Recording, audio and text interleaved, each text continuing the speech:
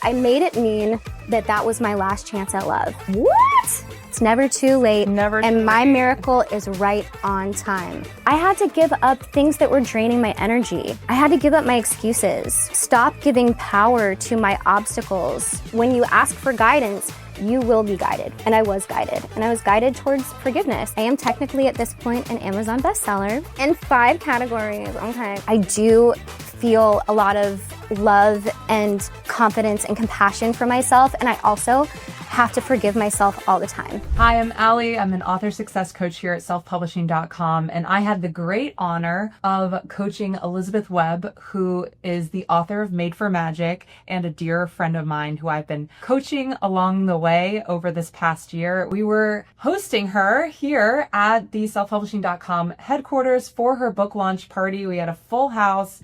It was packed. We had so much fun, and I got to interview her about the process and about the making of her book. So I hope you watch it and enjoy it. Thank you so much for being here, for being in this space.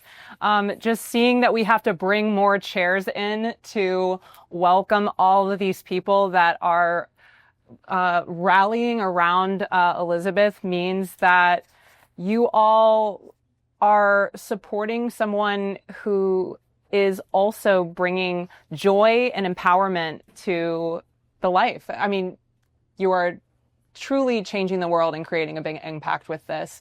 And there's no better way to leverage your impact and for people to get a sense of what it is to be joyful and to step into that next version of yourself than to write a book. Not everyone has the money to work with you. And not everyone has the ability to see you on stage. So this book is incredible. I felt like you wrote it for me. And selfishly, whenever I talk to an author and I'm like, oh my God, I want to read this book, I know it's just alignment and kismet that I got to work with you and that we've been working together over the past year to bring this project to life. So thank you all for being here. And thank you, Elizabeth, for having the faith in me and just for trusting the process. I know it wasn't always easy. No. And so we're going to talk a little bit about what's in the book. For those of you that have read it, little show of hands who's read it, who's dived into it a little bit. Awesome. Yeah. For those of you who haven't yet gotten to experience some of the breakthroughs that you'll get from working through this book, you're going to get a little taste of it tonight, and we're going to talk through it and have a little chance for Q&A. And then we'll invite a really special person, Chandler Bolt, to come up, the founder of selfpublishing.com and the author of Published, which you can get a free version of in the back as well, just to talk a little bit about, the space that you're in and the space that we create for authors for leveraging their impact. Okay, so let's dive in. Great. So we're going to skip around from the different chapters and stuff and really kind of dive in. So first off, Elizabeth, chapter 4, you're really talking about boundaries. Mm-hmm. And this is something that I know I personally have struggled with in the past. Mm-hmm. And that as women, we oftentimes, we want to serve and we want to give everything of ourselves. And oftentimes that's not the way, is to give more, is to actually have some practices in place for that. And I found your book uniquely positioned to help support that. So you mentioned that boundaries have 3 levels: mm-hmm. rose petals, wooden fence, and barbed wire. Mm-hmm. Tell us more about how we can use those to honor the relationships with ourselves and with others. Sure. So I want to credit this language of the 3 levels to one of my mentors. Her name is Nani Leah Diamond. She's the one who taught me that concept. And the rose petals, wooden fence, and barbed wire, the reason why there are the 3 levels of boundaries is because I'll explain what they are, but women have such a complicated relationship with the word no. We have a really complicated relationship with that word because we want to be liked, we want to be loved, we want to be in relationship. And sometimes we've said yes so many times when we meant no that we overcorrect into a hard no for everything. So somebody tells you like something and you're like, don't with me. And they're like, I just wanted to know if you wanted another sandwich. You know, it's like, right? It's like that didn't require the barbed wire. That required the rose petals. So the rose petals, that is a no thank you, which is a soft no, which is just for like, that's not my preference. The wooden fence is a hard no. It's that doesn't work for me. Very clear. And the barbed wire is when someone has aggressively crossed a boundary, maybe even more than once, but only has to be once, and that's don't with me. And I might have not said the F word in the book. I know it's in there at least one time, but I edited a few out. But I know that there's one proper in there. But that's very strategically placed. Yes, there was that. Absolutely. Yes, there was. So that's the 3 levels of boundaries. I love Use that. them. Use them. Yes. Yes, I love it. It's such a tangible framework that we can use to really honor ourselves. And when we do that, what does that do for our relationships? I think it creates a lot more spaciousness for not feeling like every time you need to say no, something wrong has happened. Mm-hmm. Like, I'm not exactly sure how else to say that. Like, just because your preference isn't occurring, that just means that you're in a relationship with another full human being that has other preferences and, you know, upbringing and ways of being. And all of our relationships, this book is very heavy on relationships. There's at least 3 chapters that are just about relationships because that's one of the main things that takes us out of our power or can be life-giving or life-sucking, right? Create magic or create depletion. So I think it also gives an example, sets an example for others for how to protect their own energy when you're practicing kind boundaries. They're appropriate too. And people can be like, oh, yeah, I can do it like that. And now I can channel my energy to where it's going to be most of service. Right. I also feel like a woman or a person, in this case, because this includes men for sure, that owns their no is more trustable. Because if you say yes to everything or you don't know how to say a clear no and you just kind of like moonwalk away instead of saying like, oh, no, that doesn't work for me. Like, that's not trustable. And this book, a lot of it is talking about taking these mystical feminine parts of women and activating that, yes, but also like not being in the profane feminine, which is untrustable, being in the integrous, beautiful, magical side of being a woman, which is I have a backbone, you can trust my word, and also I'm a muse. And we get to be all of that. So owning your no is a part of that. It's being of the world.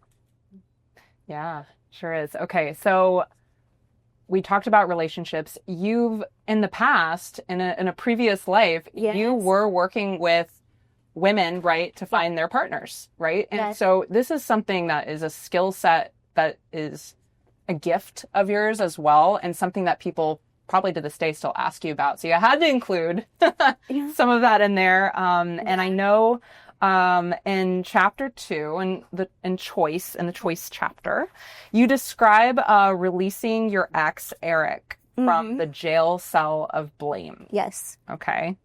So for those of us with exes, everyone, maybe some of those that still have a little bit of that that energy, that the anger or shame, or those things that are still pent up. Why is it important to release blame from our exes? Or like, why was it important for you to release Eric from this jail cell of blame, as you call it? Thank you for asking that. So it's been said a million times, and I'll say it one more time in a fresh way. Like, forgiveness is actually very selfish in all the right ways.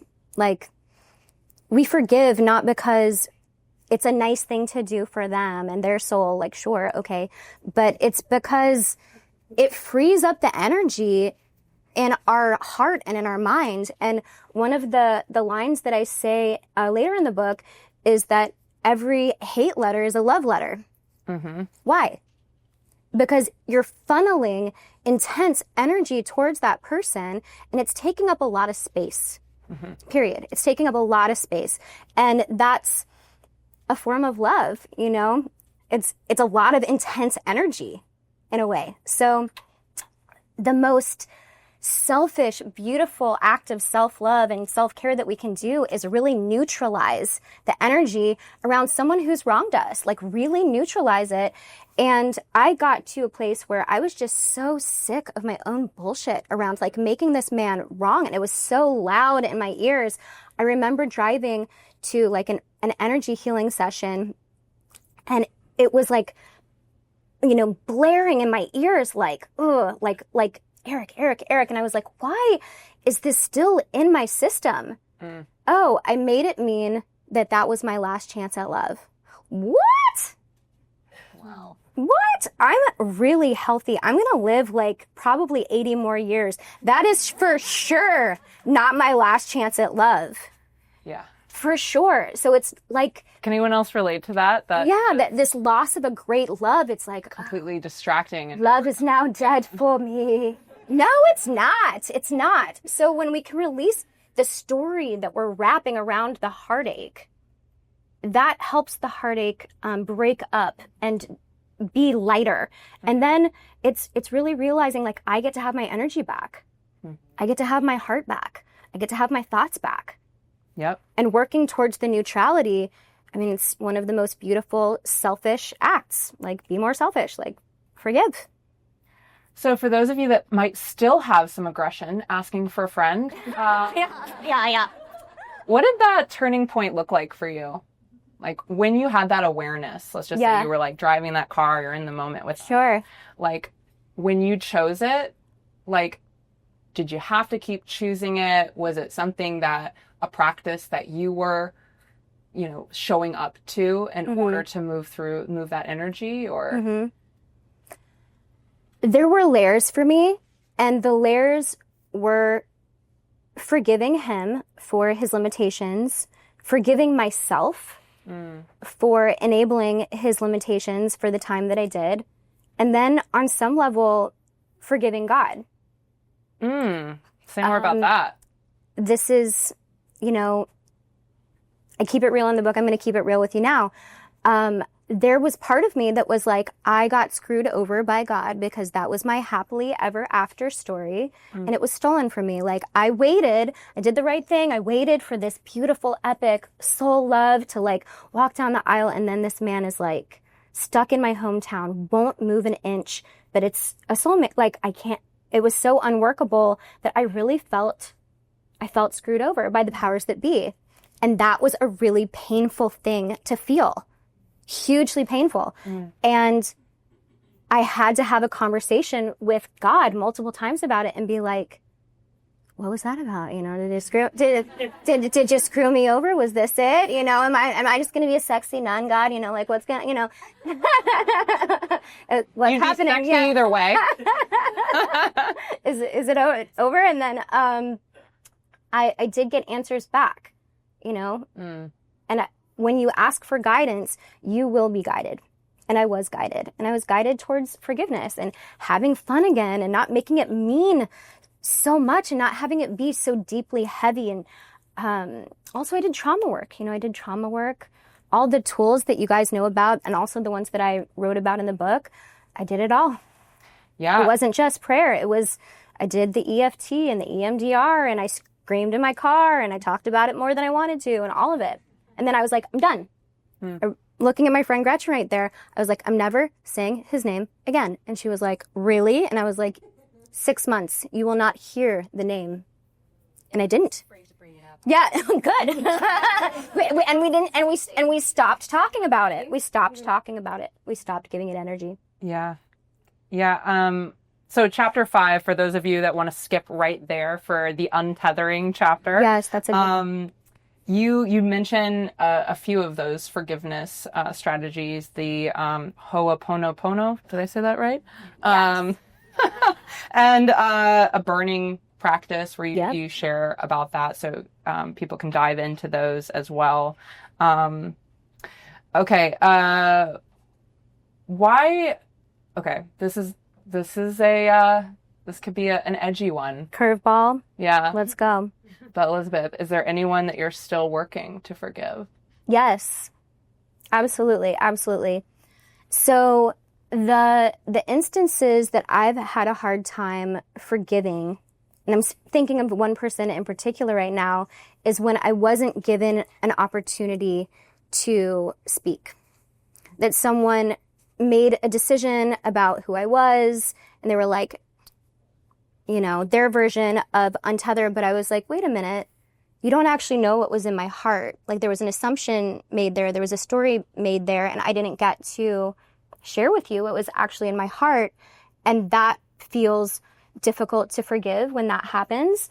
And also, I get to have those conversations on my own, right? And I have played that out. But yeah, there's one person that I feel some energy around still, that I work on that.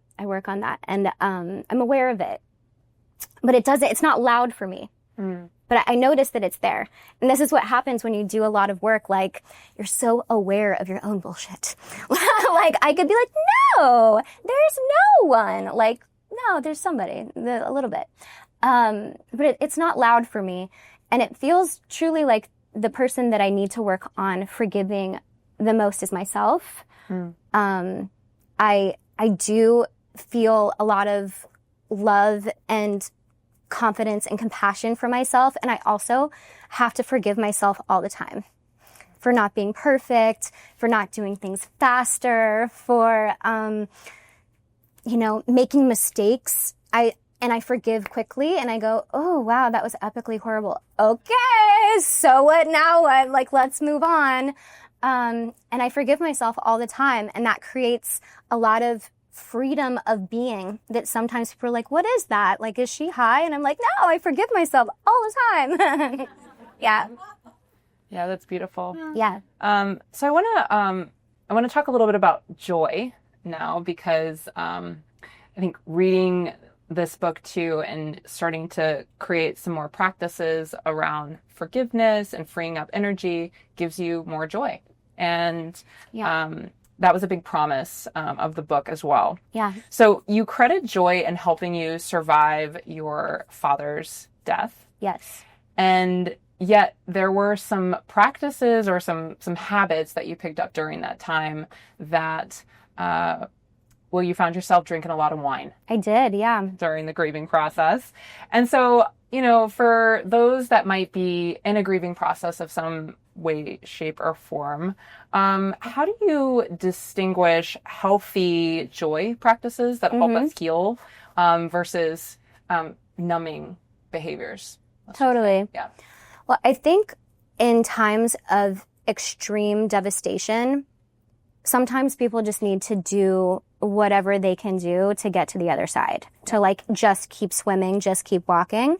So I forgive that version of myself for numbing out. She was doing the best she could. I feel tears coming. I did the best I could to survive a really, really brutal time.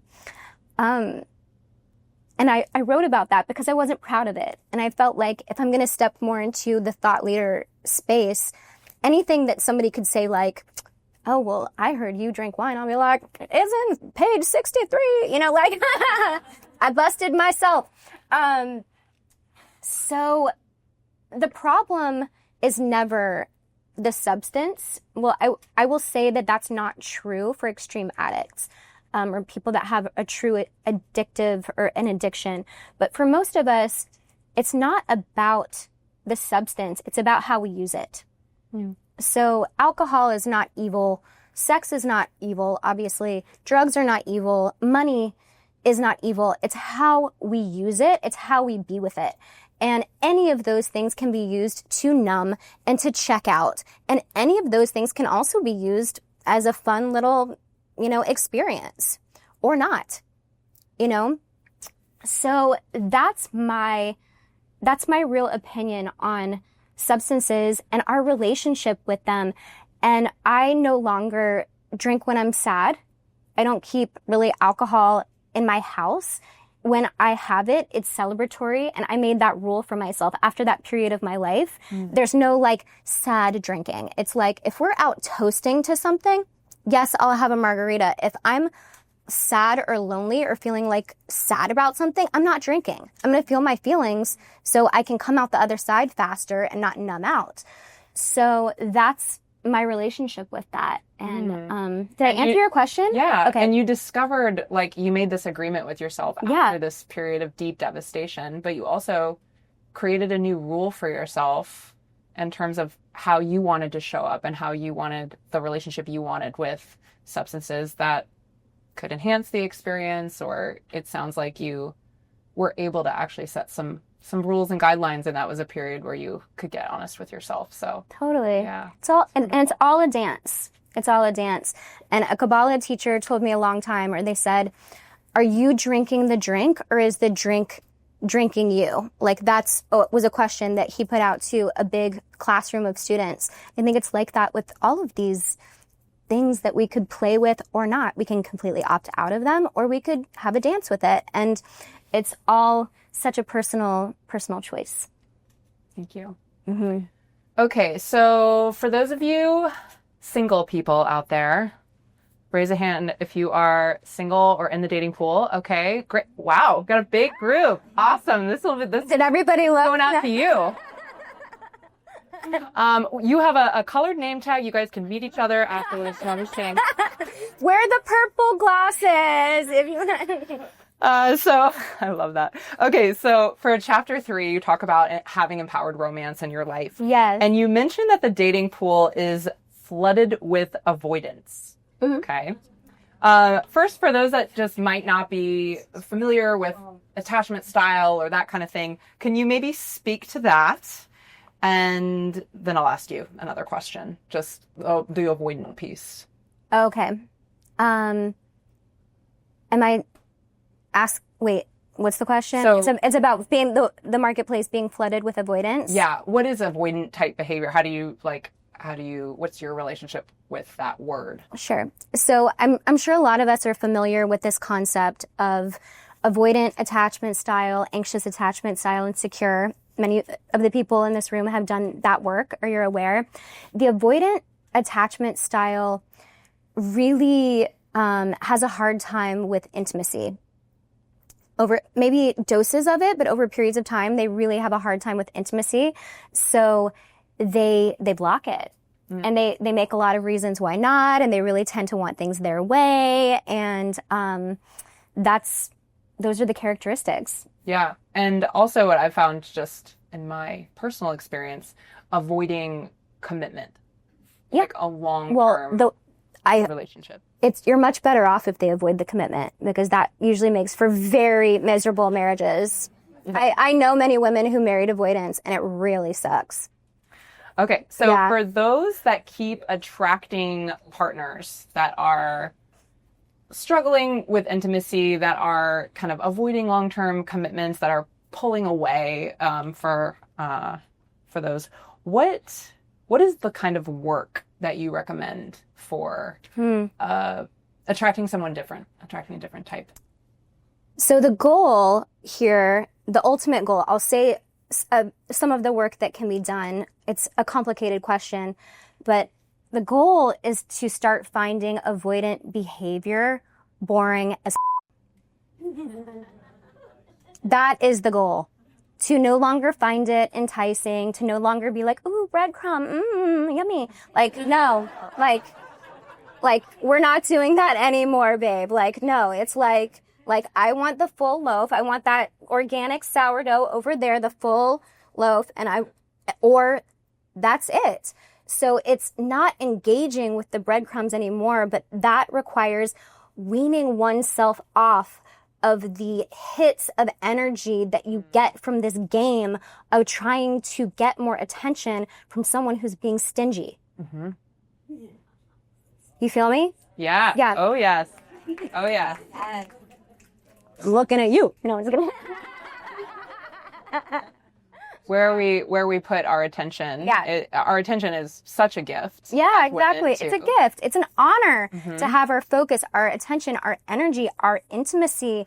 Like, why would we ever like pine and chase and strategize and maneuver to pry from someone's cold, dead hands slightly more attention? Like, no more. Like, start finding it boring. And it starts with this language of like, oh, not available. This is boring. I'm supposed to find this boring, because you won't at first. But it's training yourself to be like, I don't drink sour milk, and this is smelling sour, you know? Stinky. Yeah, exactly. Yeah, exactly. Like, I don't poison myself. This feels very toxic. I'm not going to go further. I'm not going to keep tasting this sour milk and go like, oh, maybe it's not. Maybe it's not so sour. Like, if it's sour, it's sour. Yeah, and recognizing if it's a game, you're not going to play. And once you have the training and the tools in my book, and I also really recommend the book Attached. I don't remember do you know the subline? You're like, not just because I'm a love coach. I don't know. Yeah. Okay. Yeah. It's the two magnets that are in the shape of the heart. Yep.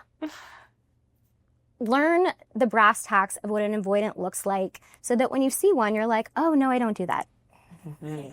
Love it. Yeah. Save yourself the 6 months, year, 3 months. Just save it, you know? All right. So this is our last question that we're doing. Then we're going to Great. Go into some Q&A. Oh. So for those of you that might have a question for Elizabeth, get it ready. And going back to chapter 1, very beginning chapter. And this chapter is all about hope. Yes. And you state that your level of accessibility equals your level of exhaustion. Mm-hmm. What is one thing that each of us can do this week to reclaim our energy? Sure. Okay, so the quote is this: your level of accessibility equals your level of exhaustion. And I'm talking Instagram DMs, I'm talking texts, I'm talking WhatsApp messages, I'm talking group chats, I'm talking email. You know, I'm talking notifications. They're coming in.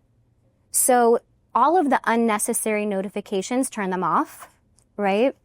And then it's also training the people that we're in relationship with what to expect from us in a different way.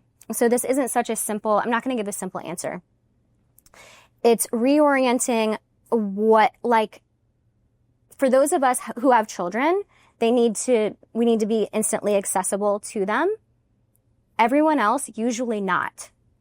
So it's training people like, I don't always have my notifications on. I take Saturdays off. I usually shut my notifications off on Saturdays.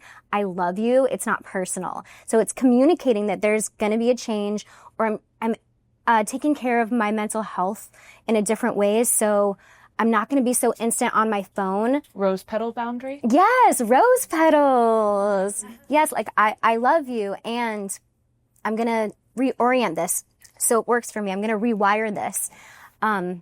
So that's one thing that can be done. Great. Mm-hmm. Great. Thank you for that. Okay. Who has a question for Elizabeth? We want to open up the floor to you. Sloan. Yes, Sloan. I'm curious how you changed from writing this book. Okay, Sloan asked how I changed writing this book. Well, I didn't change writing it. I changed editing it. Because writing it was just like free flow, like what is everything that I would put in a manual for life for my daughter? Like, and then editing it, I had to own what I'd said. And there's some things that I said that I wasn't doing and that I wasn't in integrity with. One of them, the empowered romance chapter, I was in a new relationship. I think I was 3 months in, and it was around my birthday. And there was this really juicy part in the empowered romance chapter about like, are they willing and able? Are they willing to do better? Are they able to actually like come through? Are they able? And I had attracted this really handsome, successful, sexy man that was head over heels in love with me. And I was like, oh God, he's not able. He's not able. Like, he doesn't do what he says he's going to do. He's bringing more stress into my life. Like, would I do business with this person if you took away like the romance? That's one of my questions. No, I wouldn't. Oh, like Elizabeth, what a buzzkill. Okay, so I knew I had to break up with him. They were my words. So while editing this book, I was challenged, and there was like a constant dare to myself of like, oh, this is cute. You're going to put this out in the world. You're going to do that right now? And I was like, yes, you know. I'll walk that talk. Yes, I am. Wow. So, yes, it changed me. Thank you. Beautiful. Good question. Who else has a question for Elizabeth? Christina! Hi. Is there a favorite part of, or what is your favorite part of the book, or story, or quotes, something specific that you're like? Sure. And also, when you look back at that, you're like, I learned something every time from that story that's still relevant. Write it down. Sure. Thank you. My favorite part of the book, I don't hold out. I start with it. My favorite part of the book is the first page of the book. And I describe my grandmother, Marjorie May Newsom, who was giving birth to my mother, and she was very frail and ill, and she actually died giving birth. And the doctor said to my grandfather, you know, you're going to need to find a new wife because somebody's going to need to raise these babies. And the story goes, my grandmother's spirit was like, oh, hell no, and re-entered her body, and she came awake and lived 70 more years. Wow. And the Marjorie code that I start the book with is, it's never too late, and my miracle is right on time. Oh, got chills. Yeah. And I start with that to address this epic lie that we're all told, but especially women, that it's too late. How dare they? Absolutely not. Never too late. Mm. My mom's 83 years old and engaged to the love of her life. Never too late. Miracle right on time. Okay, so all any of the 36-year-olds in here that are like, I don't know, like, stop it. Like, we're fine. We're fine. Yeah, like, we're fine. Oh, that's awesome. I love that. And the 55-year-olds, and the 65, yeah. And the 83. And so it's such a relief, right, to know that we can always still have these big dreams. We can have these big visions at any age, and you're doing just fine. This is, yeah, you're on time. Everything's going to get done. It's never too late. Never too and my late. miracle is right on time. Yeah. Tattoo that in your brain or on your arm. My body to feel that. Yeah. Or on your butt. Yeah. Who else has a question for Elizabeth? Yeah. I'm curious, how did you get started on this journey? What is your name? Valerie. Valerie. That's right. Yeah. I got started because I was asked for a book probably about 100 times. And I spoke all over New York City. That's where I did most of my speaking. I would speak at sororities or like women's groups, and they'd be like, this was amazing. Like, do you have a book? And I'd be like, no, like that sounds so hard. Ew, like that means I'm going to have to like sit with a computer for years. Gross. No. And then I just got tired of my own bullshit and did it. And it was really hard. And it was being with a computer for years. And I felt ew many times. I was like, oh, this is so isolating. And now it's totally worth it. And I'm so glad that I did it. Yeah. And we're here. We're here. Yeah. Okay. So practical priestess. Yes. What- Trademark. Yes. What would you say trademark. Being in the personal development or spiritual community, what's something you feel is overcomplicated that's actually pretty simple? Somebody going into the personal development world. Okay, so Jonathan's question is, what do I think is in the personal development world is overcomplicated that's actually really simple? Yeah. Great questions. Gosh, you might stump me right now. Let's see. I'll say one of the shadow sides of the healing space is that we need to always be healing. Always, always, always be healing. Always another layer. Always more work to do. And sometimes the work is to play.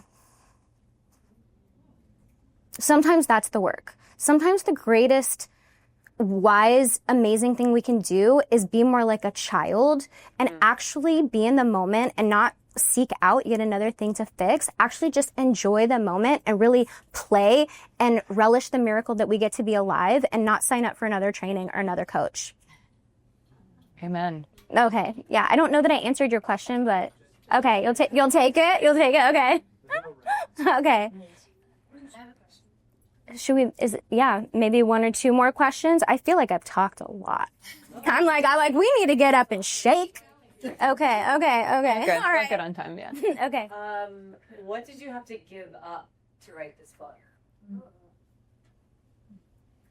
Thank you for asking that. To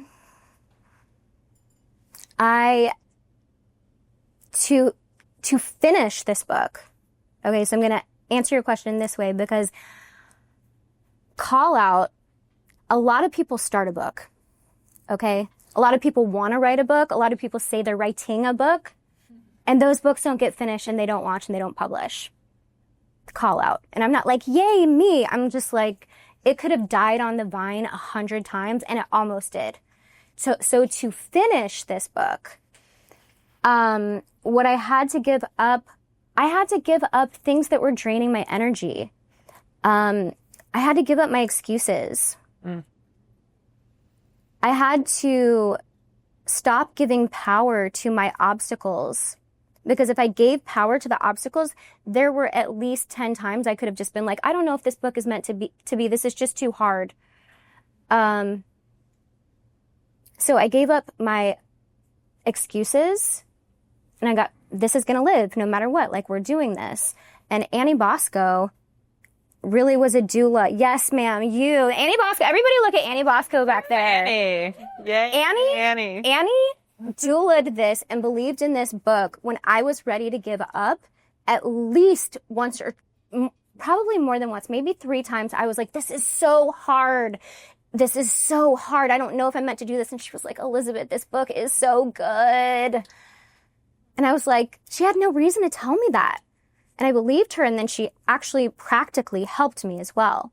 Rework sentences and really was in the trenches with me. So I gave up my excuses. I gave up the power to my reasons why not. They were plenty. I also gave up dating for a period of time. You know, there were guys that were like, no, I'm sure I can take you. And I was like, my book is my lover, you know, like, so it's publishing now. So, you know, I have a follow-up question to that. When it was hardest to keep going. Yes. What did you have to remember? Like what kept you going when it was super hard to make the time? It's the Marjorie Code, like first page. Like I would tap into the energy of my grandmother. And I also, you know, I didn't write a light book. It's a really poignant, potent soul work. So I'd be like, I'm referencing my ancestors in here. Like my grandmother's story gets to frickin' live. Like this isn't about me. Like her name gets to be said again. Like, no, this isn't about my preferences. So I tapped into the larger picture that was beyond my burnout and my feelings in those moments. Beautiful. Yeah, Colleen. So Elizabeth, you are surrounded by people who absolutely adore you and love you. And when we think about you being out there in the world and, like you said, seeing the big picture and birthing this book, what is your dream? Like, what's the next action? Let's dreamscape together and really put energy into what's next for you and where you want to go. Oh, okay. So, gosh, I've been so goal-oriented around this that part of me hasn't gotten there yet. But I see lighting people up. I see more speaking. I see being on many podcasts. I've already been booked on 10, I think, which is amazing. And teaching. I see a lot more teaching in my future. Courses and being with people in person. You know, I'm happy to do stuff online, but I really love being with people in person. And I see dancing and I see love in my future. You know, I see an epic love story. I see a mix of traditional things and also non-traditional things. Not like I see weaving a future that doesn't look like everybody else's, that's full of joy and excitement. And that's all, I guess. Yeah, I know it's not so specific, but I'm open to what God has in store for me. I know that his plan, her plan, Mother, Father, God is always better than mine. So I'm putting out, like, you're in charge. I'm the vessel. Let's go. Yeah. Who's holding this vision for Elizabeth right now? Yes. Amazing. Is there anything that you wish I had asked or anyone else had asked that you would like to speak into?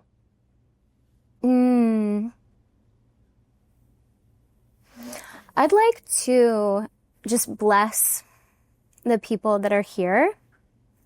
Just really intend that my birthing of this book lights something inside of you around finishing and launching whatever's in your heart, and that you celebrate with me, and you also feel the seed that's inside you go like, oh, like if there's any part of you that's like, I want to do that, like, let this water that. And that's, I just want to bless your lives in that way.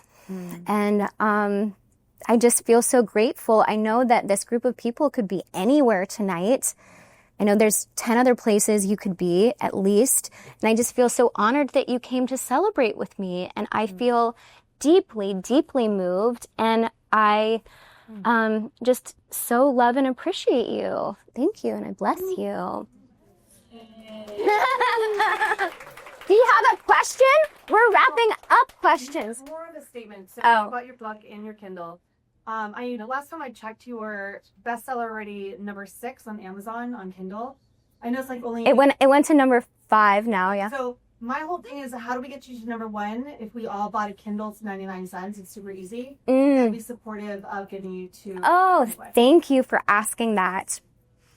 Yes, that would be very supportive. The answer is yes. So most of the people in this room have already purchased. And if you really wanted to like double down and help a sister out, the thing to do would probably be go into Kindle and purchase one for a friend. Or is that correct? Yeah. Am I saying something that's correct? Mm-hmm. Yeah. That would be the thing that would really help me the most. Or if you haven't purchased a Kindle and you're like, I don't even have a Kindle. It's 99 cents, girl. Just get it. Yeah. And we do have a QR code in the back to scan that takes right so that would really help me out. I'm still technically, I am technically at this point an Amazon bestseller because I'm in 5 categories. Okay. But who's counting? I am. I am. But it would be really fun to get to number 1. That would be really fun for me, and I would love that. So if you feel called to, do it. Awesome. Yeah, it's $1. $1. Do Yes. it. Yes. Thank you for asking that.